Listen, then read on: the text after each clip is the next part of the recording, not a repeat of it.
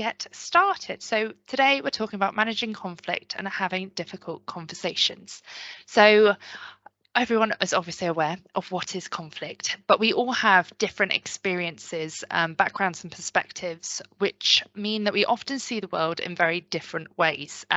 So this can mean we all react differently to situations at work, which can also affect the relationships we have. So this diversity of experience and thought is actually a very good thing in most cases, but on occasion it can often lead to misunderstandings and conflict between individuals, which we need to make sure we're dealing with effective resolution strategies. So contained within the slide there are 3 definitions of conflict. I think it's from the Oxford Dictionary. So one is obviously a serious disagreement or argument, typically a protracted one. It could be a serious incompatibility between 2 or more opinions, principles or interests, or a state of mind in which a person experiences a clash of opposing feelings or needs. So it's worth bearing in mind that some conflict actually in the workplace can be positive, such as a healthy amount of competition, reaching goals, or, when a problem solving approach, we all have a bit of a different idea of how to get the best solution. So, we're not talking about that sort of conflict. So actually they can sometimes be very successful, in which case we want to produce more of those. But there is a very fine line between the kind of conflict where it's positive and also where it can become very negative and quite toxic. So such behaviour that is unfair, unethical, and causes distress and disruption to the individual, group and even the wider organisation. So negative conflict between individuals at work can occur across a wide spectrum of behaviour, ranging from one-off disagreements, personality clashes, we've got ongoing difficult relationships. More serious is manifestations of unfair treatment, such as bullying and harassment. We will get to that later. But unhealthy conflict has a negative impact on people, and it can come in overt forms, such as verbal abuse. I mean, it's even to a shouting match in the middle of the office. That's very obvious conflict. But it can also come in less tangible and visible forms, such as underlying destructive tensions, resentments between people. I think we all have that one person in the office who causes a lot of conflict. Not here, obviously, I will say, because we are an HR department, so it never happens, but previous workplaces, and it's just that resentment between people, isolating someone even from a social event, going to get lunch. It can produce a conflict. So it's this sort of indivert latter type of conflict that in some ways can be more challenging for people like yourselves to actually identify and tackle, for managers, for organisations, and that's why it's very important that we understand the different range of which conflict can occur and manifest itself within our organisations. So the key to successful conflict management is understanding the real reason for it. We all talk about the root of the cause, and that is exactly what we need to try and find out. So, we went through some examples, but I'll go through it again because I think it's really important to just understand what we're talking about when we regard or talk about conflict. So, like we said, a heated exchange between 2 employees. This could be someone who actually they get along very, very, very well, and then suddenly, there's a little bit of an argument that just turns into, a heated disagreement, and it's actually quite awkward for the rest of the company to witness. So that's one example. We get people actually silent team members.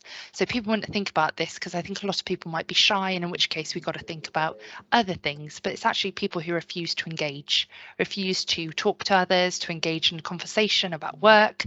There are expectations that we are collaborative with one another, and to not be can cause conflict. So it could also just be a shift in a relationship. You've previously got along well with somebody and then no longer are.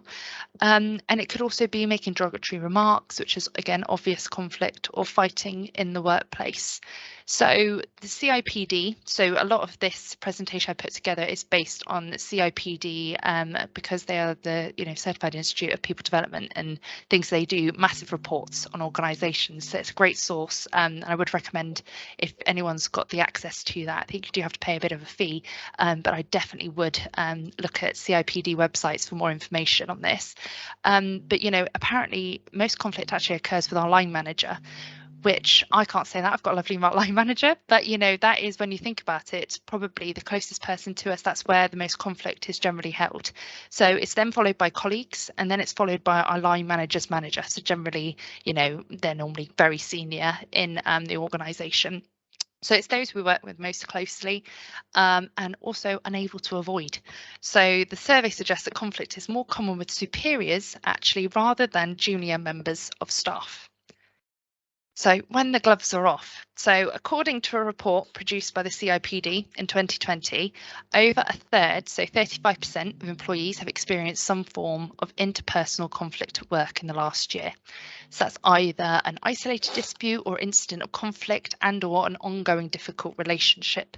So I think if we're all sitting here today, we could probably pinpoint a time in our employment lifestyle and our careers where we have experienced conflict, either witnessed it or felt it.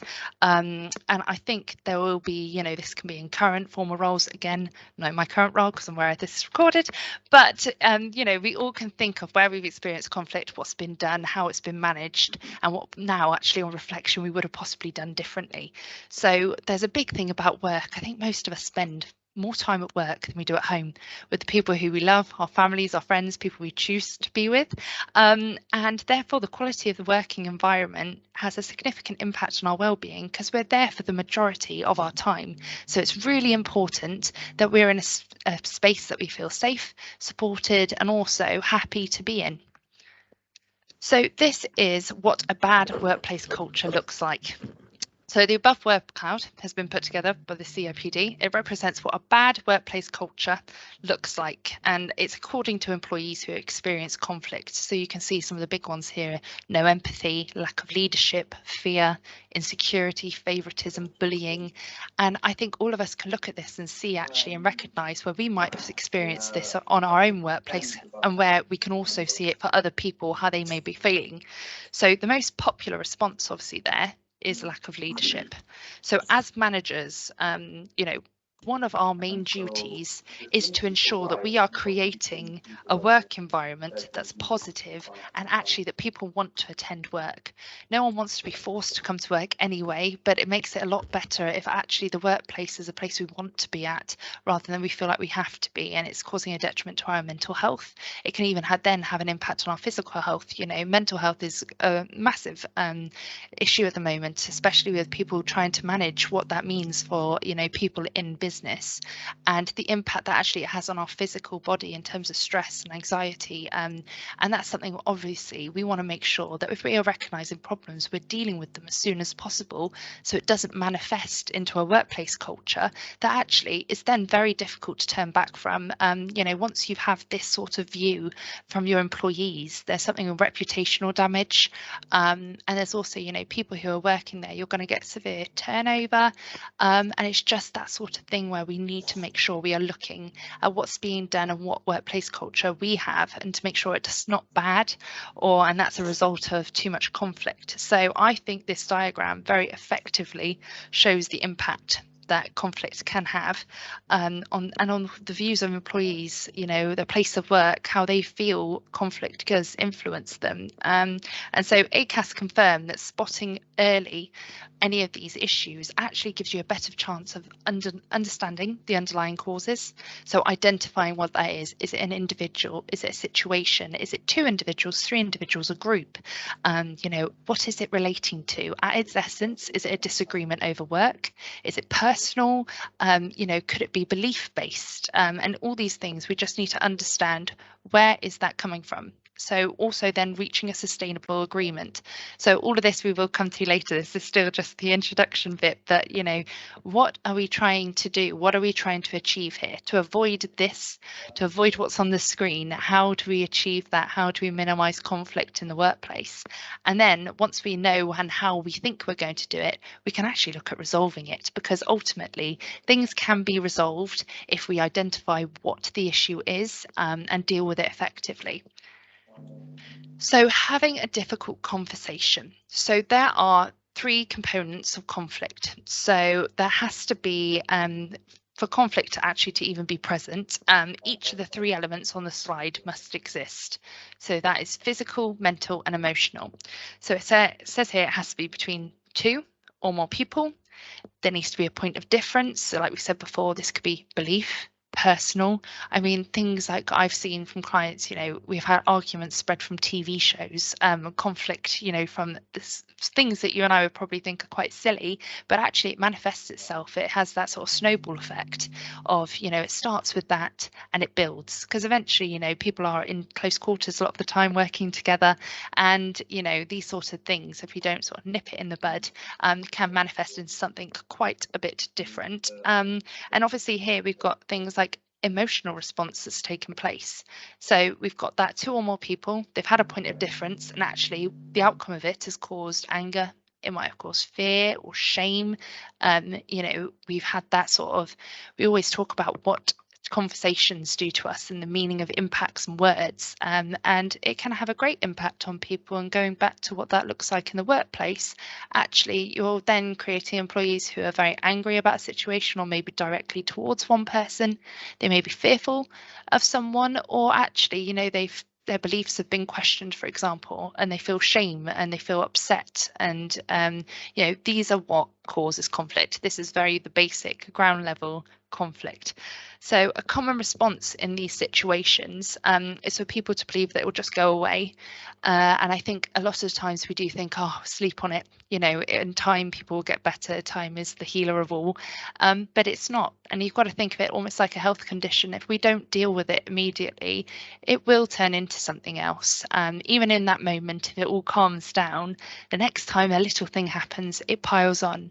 And it does. And that's the problem, is we find a lot of the time of what we're dealing with at the moment, we get managers phoning us up and saying, this has happened, and we say, okay, so is this the first instance? Is this the first issue you've had? And they'll say, no, well, it started a few months ago with a silly argument. And you think, if it had been nipped in the bud a few months ago, would it have turned into what it's turned into now?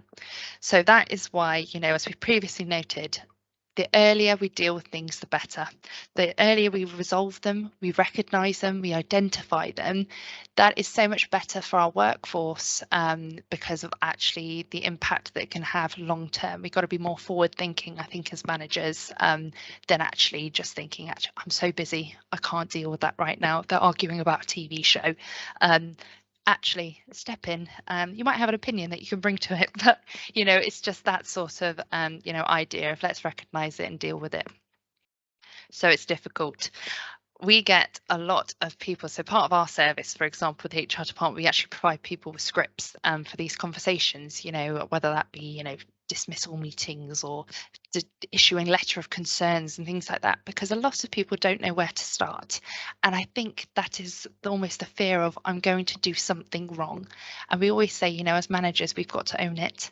We've got to recognise the position we're in, the seniority level that we have, and the impact that we have on our team. And so we almost just need to go in there and just go in calmly. We'll go through it. But that is the sort of thing we always say. We know it's difficult, but it has to be done. So many of us find it difficult, as we were saying, so we often avoid them because we don't feel like we have the skills or experience to do it. A lot of people say, I'm worried I'm going to say the wrong thing.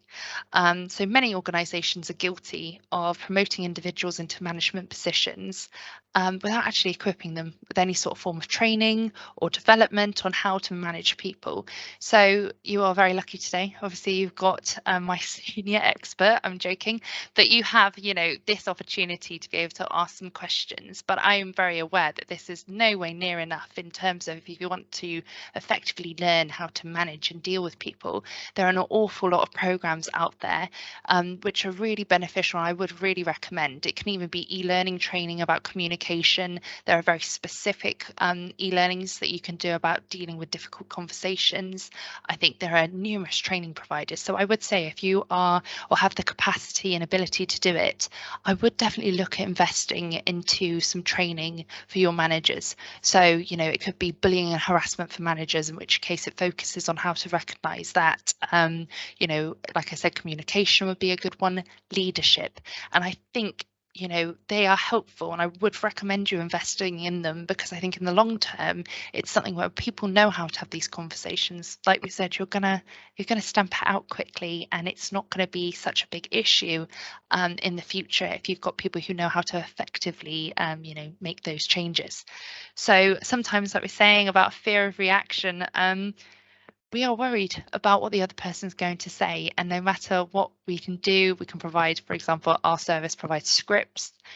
I mean, we don't know how the other person's going to react to what we're saying to them. And, you know, we may have had previous conversations with that individual who went wrong. I'm using the example of an individual here, but so, you know, they could be quite a prickly character. And, you know, anything you say is actually just not going to go down well. And you're a bit scared of that. It's daunting. And, you know, how they're going to respond to what we say, even though we know it is based in foundation and evidence, we still can't anticipate that. So that's always a bit scary. Then we've also got there, it's very difficult to separate emotion. So a lot of us take things personally, and especially if it's our own business, or, you know, we are a manager dealing with a project and we feel very passionately about that and it's our ownership, and that is very difficult then to recognize somebody who's maybe not pulling their weight, not doing their job correctly. You know, it's very easy to get emotional and think, I'm doing all this, but what are you doing? But that can't happen, because once we start bringing emotion and we get emotive in these meetings, it actually can be quite incidentary with blowing up the meeting essentially into something you didn't want it to be. You wanted a quick chat, a quick check-in, and it's turned into something a lot more because it's got too personal. So what we always say is, if you're going to have those meetings, it's always great to have some evidence, you know, examples, so where we're able to say what's happening, why we're having this conversation, and what we would like to see moving forward. So that's why we say separate the emotion. It's not I feel you've done this, it's you've done this and here's the evidence. And actually, if that's the way, so for example, if someone's missed a deadline, you have a clear fact, you know, you were meant to get this done by this date, it hasn't been done. What's caused you difficulty in getting it done to that time? So we are making sure that we're not saying I needed that done for that client, it's you. And we're just taking ourselves out of it. We're just literally the facilitator of the meeting. We are giving them the message, but it's not coming from a place of emotion. So having a difficult conversation also means we have to be actively listening. So we always say, when you have those, you know, times when you're having that tricky conversation with somebody, you have to give them the opportunity to respond. We don't want to talk over anyone. We want to understand. Going back to the deadline meeting, I understand you missed that deadline. What was the difficulty in you meeting that? And so we're opening up the idea for them to then bring us any facts, or, you know, anything that might omit the fact that they haven't done it. It could be, we're going back to previous weeks, and I'm sure, I think Ian's recorded previous sessions where my colleagues have talked about things like protected characteristics under the Equality Act. So, you know, they might not have done it because actually they might have been quite unwell and it's an underlying health condition, in which case it's actually reasonable that they haven't done it, and actually we should have listened to them previously if they'd been struggling and maybe made some reasonable adjustments or consider making them. So that's why it's always good to be listening and to always be thinking about what they're saying and giving them that opportunity, because that will help the conversation ultimately. And also, it's just being careful with your choice of words. Like we were saying, you can't prepare for everything it's going to say, but if you take the emotion out of it, we plan beforehand and have examples, we're more likely to actually get an effective outcome here. So something here is we often absorb less than half of what we hear. So this is a result of distractions, just being inattentive, or too busy thinking about our response. I think we're all probably, you know, we've all done this before. I'm sure I have. I know I have, actually. And we will get to active listening, but it's that case of, you know, when someone's talking to you and you're thinking in your head about what you're going to say rather than actually hearing what they're saying. So, you know, we can go in prepared, but actually be prepared to set some time aside just to listen. Take notes. I think it's an HR trick. I always have a notepad by my side. Take notes during these meetings. So even if you need to then come back and reflect, you've got a recollection of what's happened in that meeting and what's been said, rather than us just going off the basis of what we think has been said. So what's your strategy for a difficult conversation? So where possible, you need to attempt to meet with the individual and talk things through. Don't put off the inevitable. Have that conversation. The sooner you meet and talk, the sooner the situation can be resolved. However, like we were saying about emotion, do this when the red mist has subsided. You know, the heat of the moment has passed, the anger has left, and what's left are the facts. then you can ensure you're actively listening. You haven't got that emotion behind it. You're able to, problems with communication often leads to conflict. So, we have 2 ears, 1 mouth, there's that very well-known saying. So it's much less about what we say, but it's our ability to listen. And I think, when we're in the heat of the moment, we say things we don't mean. We almost don't hear what we're saying. So have that moment, calm down, come back in and have that conversation calmly and listening to what's been said. And then hopefully they'll have also calmed down if it is more of an aggressive situation. So of the 4 methods of communication we use, reading, writing, speaking, listening accounts for 40 to 50% of our communication and our understanding of situations. So by actively listening, we can often start to understand how the employee is seeing things, rather than relying on our own judgment experiences. So we talk about unconscious bias. I think that was mentioned in our recruitment session last time. We go in having a preconceived idea and notion of what people are, how they're meant to react or why they're not reacting in a certain way. And they're clouded by certain experiences, the red mist. So that's why we always say it's too easy to jump to conclusions. Give the person the opportunity to speak and hear what they have to say. So listening us establish the facts from the other person's point of view, and it might actually change our opinion on the whole situation.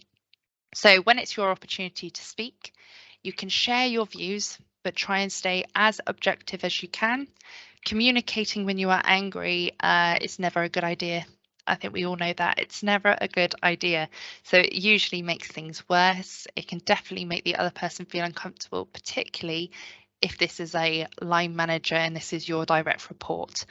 We all still want to work together. And actually, if we create something where we don't want a loss of respect or trust, and sometimes things can happen which irrevocably change the working environment and they change that work relationship, and it can't easily be fixed.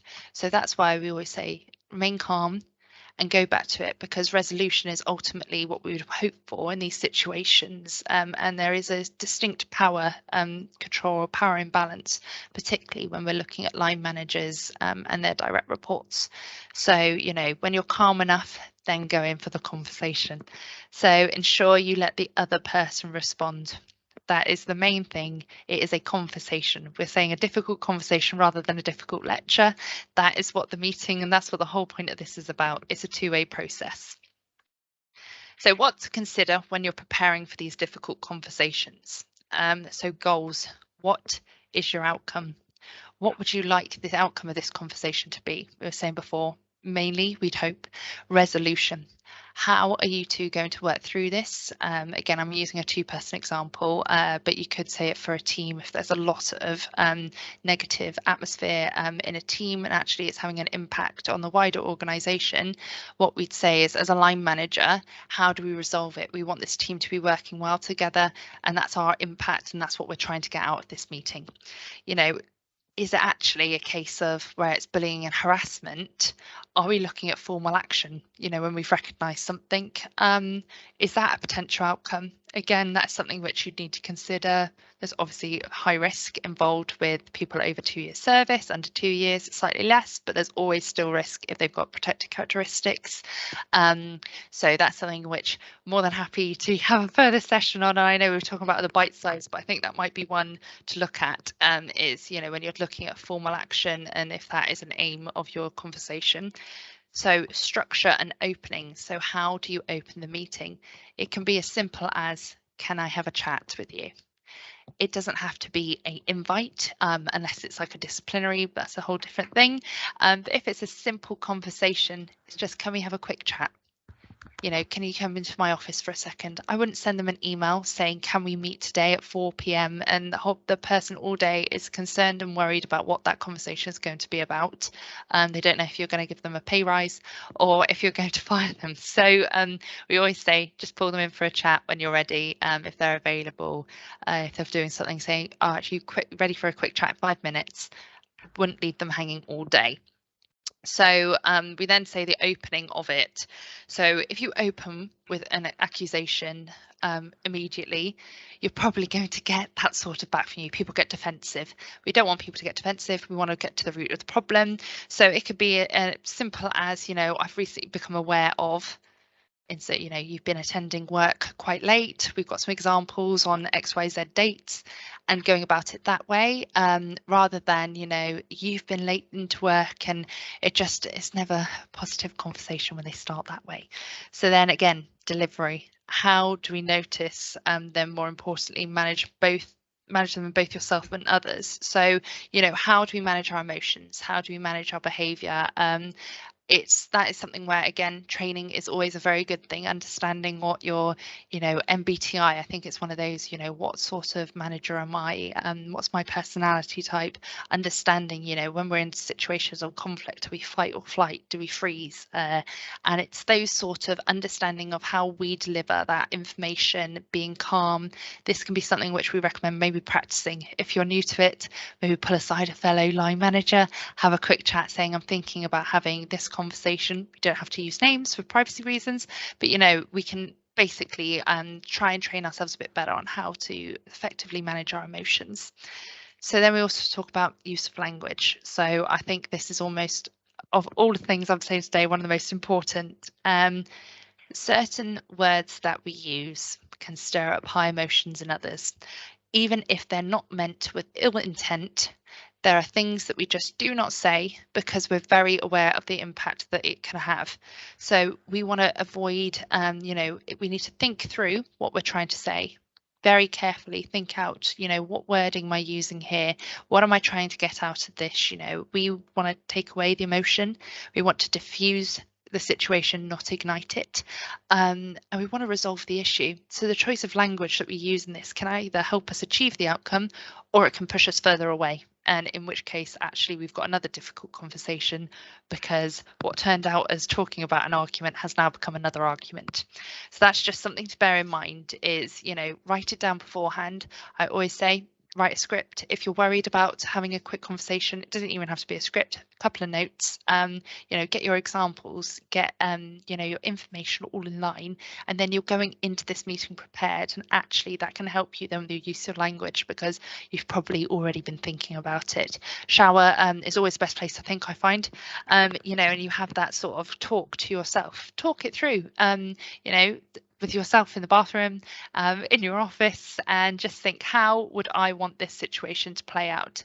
Does it sound, you know, is it going to be taken poorly? Is it, you know, someone going to think I'm actually being nasty? You know, is the wording fair? And then that way, you know, we're considering everything for this conversation, so it actually makes it a little bit less difficult. Laura, do you have any suggestions of types of words to use? There's been a question in the chat box from Midi. He says, have you got any examples of specific types of words that are positive for those types of conversations? Yeah, so for example, be helpful if I could think of an example. So when you're going into someone's been late, you wouldn't say you've been late, you've always been late, you know, for the past, I don't know why I hired you, you know, you're just basically adding fire in. It can just be, you know, I understand you're having difficulty coming to work late, coming to work on time. You know, what can I do to support you? I always think the word support, you know, what sort of adjustments, is there anything I can do? It's not even necessarily, it's the way in which we are delivering that message in a calm way. So I'll have a little think. I've made a little note here for the questions bit, because I think if anyone's got any specific examples they want to talk about, then I could sort of talk through what I would have used in terms of words. But I think those are, like, I appreciate, I understand. I think all of those are fabulous examples, yeah. Laura. So yeah, thank you. Okay. Yeah, no problem. So next we're going to go through, so example effect change. It's also known as the EEC model. Don't know where that's really known too well, but actually that is what it's called. So for example, when you're in this conversation, you give a clear example of the behavior you want to change. You were late for work yesterday, you know, the effect. So I'm explaining what the impact and effect had on the rest of the team or the situation. So because you were late, actually, you know, it meant that quite a few client calls were unanswered, and that had a direct impact on the team, because they had to then pick up these calls and lose some of their own, and as a result we lost a client. You know, that's a bit of a extreme example, but that's the sort of thing. So you're basically giving cause and effect. What should the individual change to improve punctuality? So we would say here, you know, actually you were late. What caused difficulty in you being late? okay, this is what happened. But, are you able to get to work on time? What's been going on? Are there anything, you need from me? I understand recently the trains have been a bit difficult for you. So is there another way that you can get to work? And we need you to come in on time. Rach, actually, are you wanting us to push back your start date by 10 or start time by 10 minutes? It can be anything. And it's just that collaborative conversation that actually makes the situation a little bit less difficult. And it's not an accusing situation. It's one where you're trying to collaboratively work together. So, we have to be mindful as managers that before conflict arises, what's acceptable. So we say here, in terms of, when we witness conflict, and we're having these conversations, we need to almost have in our head a line. And when do people cross that line? When are we going to start to have those conversations? So, as a manager, we need to face something. We need to face these conversations, do something about it. And also, I don't know how many of you would have handbooks and policies, but there are examples of how to deal with normally performance and any sort of, again, this is very extreme, but disciplinary procedures. They would necessarily be in a policy. So you can also see how that would influence the way in which you have these conversations to get those changes. It could also be a letter of concern in some instances. That's more for anybody who's not too sure what a letter of concern is. So generally, if you go down a disciplinary route, that's when you give out formal warnings if the accusation or the thing that the individual has been said to do has been found that they have.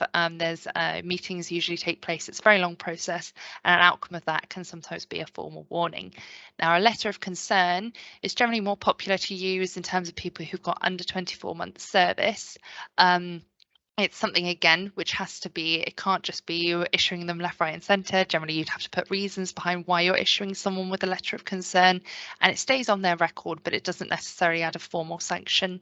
It's more of just a warning that, you're highlighting to somebody where you're seeing, not appropriate behaviour. But again, this wouldn't be something I do in a first conversation. This is quite a few down the lines. You might have done a performance improvement plan, and that's why you're implementing it.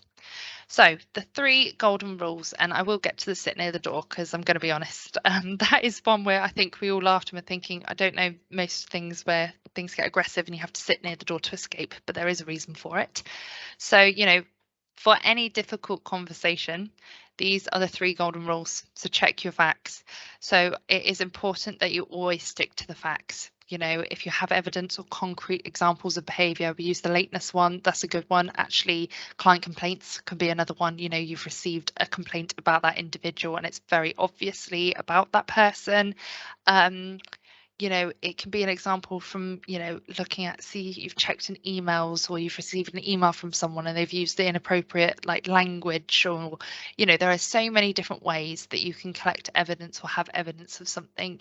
It can even be via investigations with people and, someone's, if it's an aggressive argument, people have witnessed it. So, there is evidence behind it, and then you must own the feedback.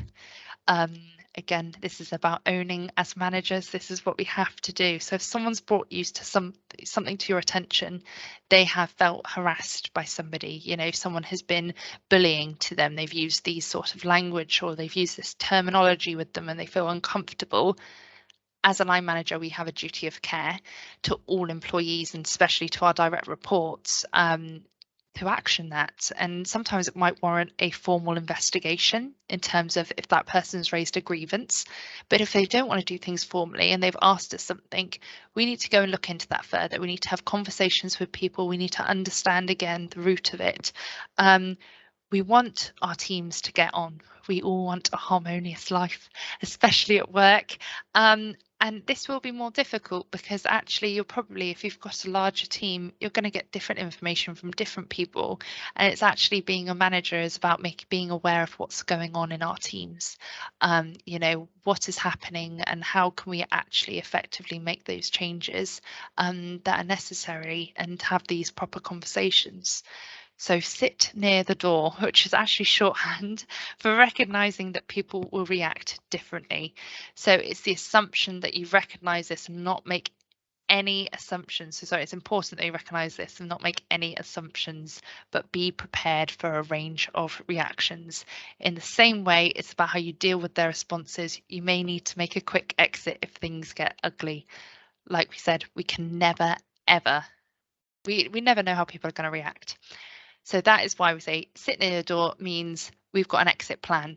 If things don't go as well, you know, we can remove ourselves from situations. And it's also of, you know, we need to be making sure that we are listening to what they're saying. So to do that, we just need to make sure we're preparing well, but especially how we start that conversation, pull them in for a quick chat. We're being direct and clear. We're providing evidence and examples. Don't use the word why. We'll come to that in a minute. And there's no beating around the bush. So I know I've used probably a few different terminologies, metaphors today, but generally actually we just have a bit of more of a serious conversation and effectively lay out what our concerns are.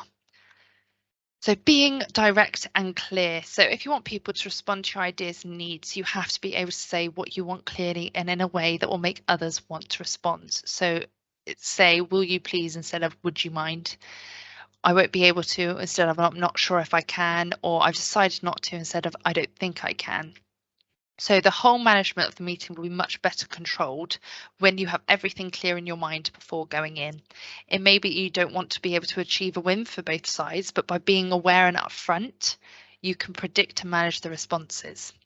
So focusing on moving forward is a much more positive way to overcome. So it is, you know, people often keep wanting to talk about the past or go over a scenario, and you might be thinking, oh, we're not going through this again. But by moving forward with plans on, you know, we've already thought about how we're going to get through it, it's easier for all of us to work together. And we all say, don't dwell on the past or emotions. So behaviours can change moving forward, and it's about working on a clear action plan and development for the future. Once you've dealt with it, leave it. If there's nothing more, don't hold grudges. You know, we can keep things in the back of our mind, but actually let's try and all work back together again. We want to go back to the way we were. So we've got to remember we are the managers, and we're trying to manage and resolve conflict. So we will need to be direct and assertive, and it's to not beat about the bush when it comes to situations. So silence won't do, nor will. I'll try. Let's go out and have those conversations. So we're saying about why. This is not a word to use during conflict situations, and it's sort of because it's not very helpful. So why is your production rate so low? A better way to get something out of someone is, what is it about the production rate that seems to be causing difficulties? You're not accusing them from the offset. You're giving them the opportunity to explain to you any mitigating factors or reasons. So why were you rude to the client? What happened in the conversation that led you to speak to the patient in that way that they felt was rude? So it's not putting the blame on them. We're giving them the opportunity to talk to us and to tell us, you know, we might be wrong. You might be going into the conversation with completely the wrong idea. So you've got a complaint from a client, but actually it was a difficult client. So we've got to make sure that we are giving people the chance and the opportunity to explain themselves and explain their behaviour. So that one, why haven't you got yesterday's stats for me? What has happened that's made it difficult for you to supply me with yesterday's stats by the usual time? Again, it's a nice way to phrase it. It's taking the emotion out of the conversation, and it's almost opening up that door for them to be able to talk to you. So managing emotions, I know we've gone over this, but leave emotion out of conversations. Try not to react immediately. Like I said, sit by the door. This is when we can say, you know, if they're asking you something, they're asking you lots of questions, or, you know, they're giving you saying, why don't you believe me? Why are you doing this? We can just say, you know, thank you for what you've said today. I will consider this and come back to you. You could adjourn the meeting if it's a very important thing that you want to get done in the day. You can say, okay, I think we're just going to take a 5-minute adjournment and let's get back to this. Just go grab a quick glass of water and let's come back and have a chat through. I just need to think about some of the things that you've raised. And then you can go away if you feel yourself starting to get emotional and come back, you know, with maybe a better outset on the meeting and a better change of thought and emotion in that. So that's why we always say you you do have the control in that you can end that conversation. We always recommend picking it back up. Don't leave it in mid conversation, but you know, you can reconvene, you can come back to it, and then you can have that conversation with them. So this is the last slide, but this is in regards to mediation. So when we're talking about resolution and what we're looking at, we want to resolve problems. We've talked about recognizing conflict and, you know, responding to it and including having those difficult conversations. But how do we actually go about resolving conflict between others? So this isn't so much line managed to direct report. This is more about, you know, if you had a group or a team or even two individuals in your team who are arguing. But it's about mediation is a process used for solving disputes, whereby a third party is generally present and helps to negotiate an agreement or way forward. That could be yourself as manager. So it doesn't center on who's right or who's wrong. It's not so and so's right, so you were wrong, let's all get together again. It's you had this opinion, you had this opinion. How are we going to work through this together? How are we going to go back to working as a team, an effective team? You know, we want to resolve problems so they don't reoccur. That is the main aim. It's about squashing things as early as possible and then moving on. Where as a mediator, we can facilitate that process, you know, facilitate that calm meeting and finding a solution. And it's voluntary as well. So we can't force people to like each other. So as such, the solution, you know, you can suggest it to employees. Would you like to have a conversation with them and I'll be present? And we can just chat through, you know, how you're feeling. But again, I wouldn't necessarily recommend using this in examples of serious examples. This is more, I would say, disagreements. Maybe it's about workload. So someone thinks they're very busy and another person thinks they're not doing enough. It's those sort of conversations. I would not do this for things like, you know, any sort of bullying or harassment claims. Generally, you'd want to go down a grievance route, and most people wouldn't want to talk to the other person in that instance. So just be a bit wary of that. So, you know, ideally, we say it should be someone neutral holding these sort of mediation conversations. As a manager, actually, you probably would be a neutral party in this because you deal with both individuals. You know, you deal with both individuals personally.